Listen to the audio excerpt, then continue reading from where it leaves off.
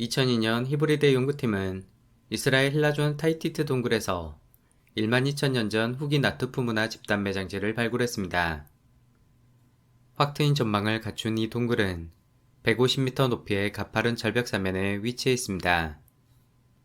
발굴된 28구의 유골 가운데 특히 눈길을 끄는 것은 40대 여성 샤먼의 무덤입니다.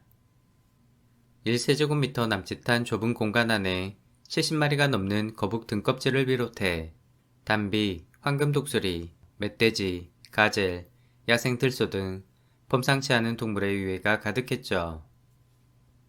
나투포인은 거북을 구워 배딱지를 깨서 살을 발라먹고 등껍질은 가능한 온전하게 보존하여 시신 주변에 의도적으로 배치했습니다.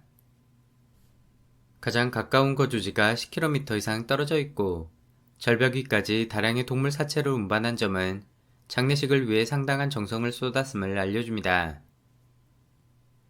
여성 샤먼은 150cm의 왜소한 체구에 심한 다리 기형을 지니고 있어 살아생전 절름발이었던 것으로 추정됩니다.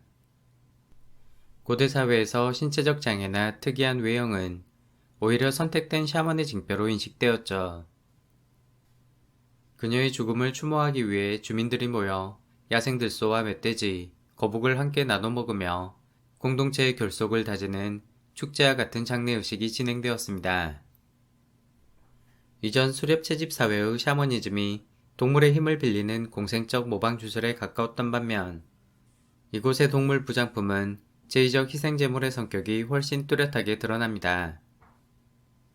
특히 가장 논란이 된 기이한 부장품은 잘려진 왼발로 샤먼의 것이 아닌 성인 남성의 것으로 확인되었습니다. 연구진은 당시 나투프 문화의 독특한 두개골 의례와 연관지어 잘려진 발을 다른 시신에서 분리한 2차장의 한 형태로 추정했죠. 다리 기형을 가진 샤먼 옆에 건장한 남성의 발을 함께 묻음으로써 이승에서 저승으로 이동을 돕는 주술적 매개체로 해석합니다. 하지만 발은 해부학적으로 잔뼈가 많아 쉽게 흩어지기 때문에 이를 별도로 수습해 재매장하는 2차장으로 결론짓기엔 무리가 있습니다. 즉, 누군가를 희생한 폭력적 절단의 가능성을 시사하며 인류사에서 가장 오래된 인신공양 사례일 수도 있습니다. 일반적으로 희생제의는 농업혁명 이후 등장한 개념으로 알려져 있습니다. 수렵채집 사회에서도 살인이나 식인의 흔적은 발견되지만 이는 폭력적 다툼의 결과일 뿐 종교적 희생제의와는 명확하게 구분됩니다. 인류학자 르네 지라르는 인간이 타인의 욕망을 모방하면서 경쟁과 갈등이 유발된다고 주장했는데 이동생활 위주의 수렵 채집 사회는 과시할 만한 부의 축적이나 권력 자체가 제한적이었죠. 사냥과 채집, 육아 등 대부분의 활동이 협력을 전제로 이루어졌고 소규모 구성원들은 경쟁보다 생존을 함께하는 동료에 가까웠습니다. 만약 갈등이 발생하더라도 느슨하고 넓은 활동 영역 덕분에 거리 두기와 회피가 용이했습니다. 반면 농경 정착사회는 잉여 생산물 축적과 계급 분화에 따라 모방 욕망이 강하게 자극되었고 부와 권력을 둘러싼 구조적 갈등이 심화되었죠. 지라르에 따르면 모방 욕망은 식욕과 같은 생물학적 욕구와 달리 타인이 갈망하는 대상을 모방하여 자신도 소유하고 싶어하는 심리적 기제입니다. 모방 욕망은 타인을 향한 부러움과 질투, 경쟁심, 권력욕, 인정욕구를 증폭시키며 갈등의 불씨가 됩니다. 대립하는 개인이나 집단은 서로를 격렬하게 증오하면서도 역설적으로 상대방을 닮아가는 적대적 쌍둥이 현상을 보이게 됩니다. 모방 욕망이 극단으로 충돌하여 사회 존립 자체가 위협받게 되면 공동체는 갈등을 해소하기 위해 극단적 편가르기와 특정 개인에게 책임을 전가하고 정당화된 폭력을 행사하는 희생양 메커니즘을 작동시킵니다. 이러한 과정은 한치 앞도 예측하기 어려운 집단적 관계로 치닫기 때문에 희생양은 이방인이나 사회적 약자, 범죄자, 권력자에 국한되지 않고 무고한 개인까지 무차별적으로 확장될 수 있죠. 오늘날에도 유명인을 향한 열광이 순식간에 비난으로 돌변하며 나락으로 떨어지는 현상은 희생양 메커니즘이 여전히 유효하게 작동함을 잘 보여줍니다. 나투프 문화가 발달했던 레반트 지역은 알레르드 간빙기의 온난한 기후 덕분에 야생밀과 보리가 매우 풍부했습니다.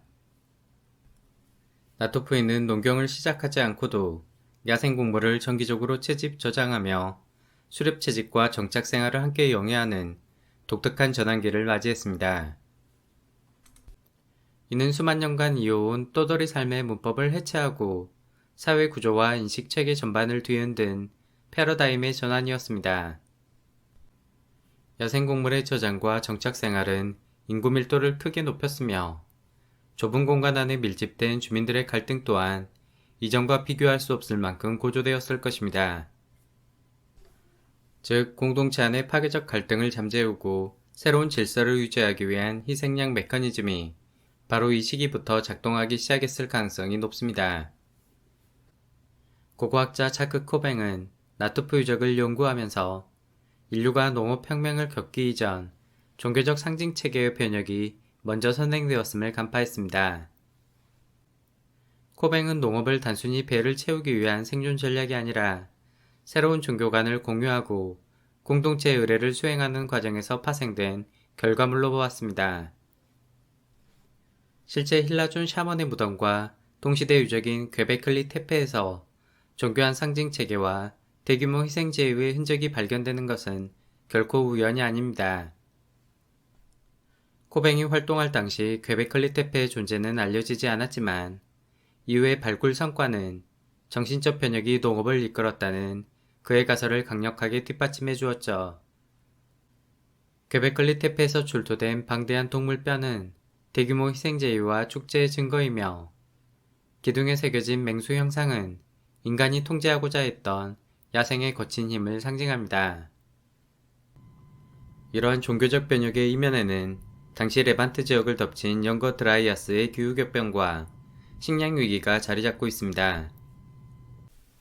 불안정한 환경을 극복하기 위한 열망이 어느 때보다 간절해지면서 네발리 초리와 괭베클리 테페, 카란 테페와 같은 신전들이 세워지기 시작했습니다. 이러한 신전들은 각지에 흩어진 정착 마을들을 하나의 종교적 신념 아래 결속시키는 구심점이 되어 마을 간 충돌을 억제하는 역할을 했을 것입니다. 거대한 T자형 기둥은 샤머니즘을 넘어 공동체의 뿌리를 상징하는 인격신 혹은 조상신의 개념이 등장했음을 알리는 이정표에 해당합니다. 또한 정교한 절개 흔적이 남아있는 두개골 조각들은 망자의 영적 힘을 빌려 공동체의 결속을 다지기 위한 두개골 의례가 형성되었음을 시사합니다. 이들은 정착생활 이후 죽음을 영원한 이별이 아니라 자신의 생활 공간 안으로 망자를 끌어들이는 공존의 과정으로 인식했습니다. 집 바닥 아래 망자를 매장하여 물리적 공간을 공유함으로써 조상은 사후에도 공동체를 보호하는 영적 존재로 격상되었습니다. 실제 두개골 의례는 레반테의 나투프 문화권부터 괭베클리 테페의 전 신석기 문화권에 이르기까지 광범위하게 확인됩니다.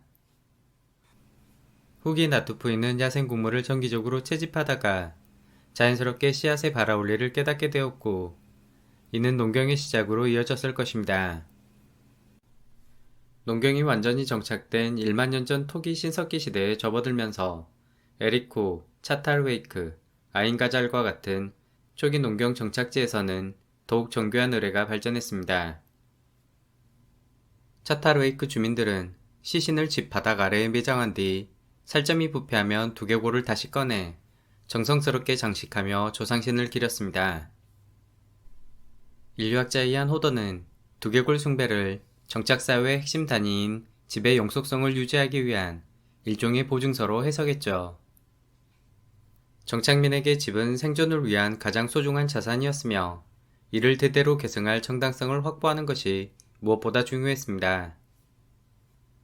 흥미롭게도 DNA 분석 결과 집 바닥 아래 묻힌 이들은 반드시 혈연관계로 이어진 것은 아니었습니다. 이는 두개골 숭배가 혈연관계를 넘어 동일한 상징 체계를 공유하는 사람들을 하나의 공동체로 결속시키는 역할을 수행했음을 시사합니다. 가속화된 인구 밀집과 사회계층의 복잡화는 유계 질서가 투영된 새로운 차원의 영적 권위를 요구했습니다. 차타르웨이크 여신상은 단순히 풍요와 다산을 강조했던 구석기 비너스 성과는 달리 정착사회의 복잡한 이해관계를 통제하기 위한 강력한 종교적 카리스마를 투영하고 있습니다. 또한 벽면에 반복적으로 배치된 황소뿔 장식은 야생의 거친 힘이 인간의 영역 안에서 통제되고 있음을 과시하는 상징물에 해당합니다. 주민들은 황소와 같은 강력한 제물을 바치는 대가로 공동체의 안녕을 기원하는 영적 계약을 시도했으며 희생 제물을 나누어 먹는 축제를 통해 유대감을 강화했습니다. 한편 정착지의 규모가 점차 확대되고 의뢰가 복잡해짐에 따라 이를 전문적으로 주관하고 해석하는 사제 집단의 필요성 또한 대두되었습니다. 샤먼에서 사제 계급으로 전하는 9,000년 전 요르단 아인가잘 유적에서 단서를 찾을 수 있습니다. 아인가잘은 인구 3,000명가량의 대규모 정착지로 주민들은 밀과 보리, 콩을 경작하고 염소를 사육했습니다. 여러 개의 방으로 구획된 세련된 석조 주택과 습기를 막기 위해 정교하게 회반쪽을 칠한 벽과 바닥은 당시의 발전된 생활상을 잘 보여줍니다. 특히 이곳에서 눈길을 끄는 것은 석고를 빚어 만든 실물 크기의 석고상입니다. 흑요석으로 강조된 눈과 두 개의 머리를 가진 비현실적 모습은 특정 개인의 초상이 아니라 공동체 전체가 경외하던 어떠한 초월적 존재를 형상한 것으로 풀이되죠.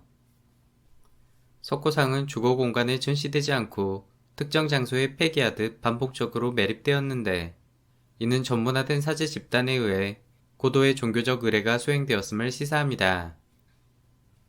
권력층은 집 바닥 아래 안치된 후 다시 두개골을 꺼내 석고로 얼굴을 장식하는 과정을 거쳤던 반면 시신의 3분의 1은 쓰레기 더미에 버려졌는데 이는 장래 혜택이 평등하게 제공되지 않았음을 보여줍니다. 출토된 석고상은 인간이 40점, 동물이 155점에 달했으며 동물 중 소가 압도적으로 많았습니다. 급소에 칼이 꽂힌 소 조각상은 사냥 후 벌어진 잔치와 희생 제의의 흔적으로 해석됩니다.